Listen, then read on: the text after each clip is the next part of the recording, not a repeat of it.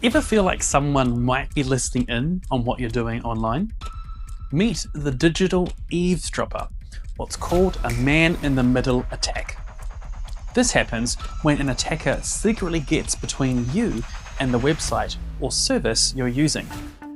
You think you're talking directly to it, but your data is actually passing through someone else first. A simple way to think about it is like someone quietly listening in on a private conversation, without either person realizing. In a man-in-the-middle attack, that listener can see, capture, and even change the information being sent. That can include things like login details, bank information, credit card numbers, or even personal messages in real time. One common example is when attackers target your web browser.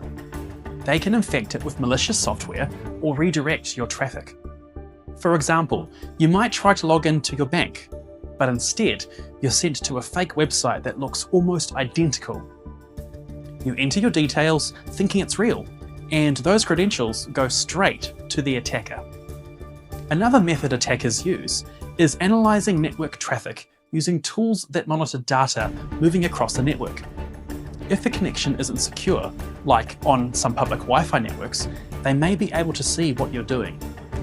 Once they've captured that data, they can use it for things like identity theft, fraud, or accessing your accounts. These attacks can happen in different ways, including fake Wi-Fi networks, spoofed websites, or hijacked connections. So how do you protect yourself? Stick to secure websites. Look for HTTPS. Avoid using sensitive accounts on public Wi-Fi. Be cautious of links in emails that don't look quite right. And consider using tools like VPNs and up-to-date security software. Because online, not every connection is as direct as it seems.